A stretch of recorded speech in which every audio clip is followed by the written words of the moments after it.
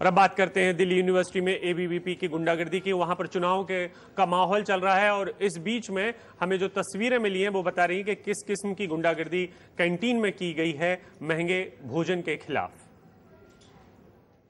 पापा नहीं है, मेरे 7 भाई बहन हैं, सबसे बड़ी मैं हूँ।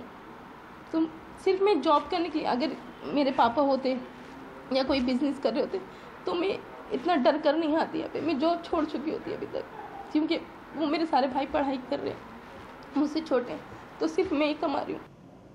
कैंटीन में महंगे खाने का विरोध या फिर दादागिरी। ये सीसीटीवी फुटेज 25 अक्टूबर के दोपहर की है, जब एबीवीपी के छात्रों ने गुट बनाकर डीयू के निरोलाज में दाखिल होकर गुंडागर्दी मचाई। कोई टेबल पर चढ़ गया तो कोई वहां बैठे छात्रों को बाहर निकालने लगा। इतने पर भी जी नहीं भरा तो किचन के सारे स्टाफ बाहर निकाले गए और दिल्ली पुलिस चुपचाप हाथ पर हाथ रखे देखती रही। कैंटीन मैनेजर हसन बानो थी, लिहाजा उन्हें बाहर खींचने की जिम्मेदारी लड़कियों को दी गई। इस दौरान हाथापाई भी हुई। विरोध करा तो वो मेरे साथ मारपीट करने लगे, खींचमतानी करने लगे। मेरे चोट भी आ रखी है हाथ में, मैंने एमएलसी भी कराई है। तो जब एक लड़की ने बैग उठा के मेरे साथ मारपीट करनी स्टार्ट कर दी, उसी दौरान विशु बसोया ने मुझसे बदतमीजी करी, गाली गलौज करी, मेरा हाथ पकड़ के खींचने लगा। एक और लड़का जिसका मैं नाम नहीं जानती। एक लड़की लेडी मैनेजर की शर्ट खींचती नजर आ रही है। 2 लड़कों ने हाथ पकड़ने की कोशिश की। तूफान गुजरने के बाद पुलिस किचन एरिया में दाखिल हुई। हुड़दंग कर रहे छात्रों की अगुवाई खुद रूसू का ज्वाइंट सेक्रेटरी राजू रावत कर रहा था। इस भीड़ में प्रेसिडेंट अमन अवाना और पूर्व ज्वाइंट सेक्रेटरी विशु बसोया भी शामिल थे।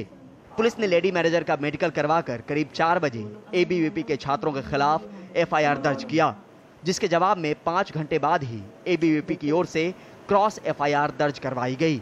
हमने ना निरोलाज के किसी मैनेजर से बदतमीजी करी, ना उनके किसी स्टाफ से बदतमीजी करी। हमने वहाँ पे सिंपल सा एक डेमोन्स्ट्रेशन रखा गेट पे। उसके बाद हम गेट के अंदर गए। वहाँ पे जब हमने बच्चों को बताया, वहाँ पे फिलहाल गेट के अंदर जाने का मतलब ये था जो वहाँ पे अंदर स्टूडेंट बैठे हुए हैं उनको जागरूक करने का।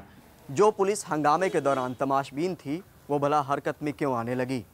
डीसीपी कहती हैं कि जांच चल रही है। घटना को हफ्ता बीत चुका है, लेकिन ये जांच उस आंच की तरह है जिस पर बिरबल की खिचड़ी पक रही थी। दरअसल हसन बानो मान रही हैं कि इस हंगामे की वजह 23 सितंबर की घटना थी, जब राजू रावत कैंटीन में आकर हसन बानो के साथ बदतमीजी की, जिसकी शिकायत हसन बानो ने मॉरिस नगर थाने में की थी, लेकिन बाद में माफी मांगने पर शिकायत वापस ले ली। ये सत्ता का टशन है और शायद यही वजह है कि कैंपस में एबीवीपी तंत्र लोकतंत्र पर हावी है। शायद लुई सुलहमे के उस कथन की तरह जिसमें उसने कहा था, आई एम द स्टेट। इनमें से कुछ चेहरे हो सकता है कल को राष्ट्रीय राजनीति का हिस्सा हो। ऐसे में सोचना बेमानी होगा कि ये सूरत देश की सीरत बदल देंगे। नई दिल्ली से कैमरा पर्सन राकेश के साथ परिमल कुमार, एनडीटीवी इंडिया।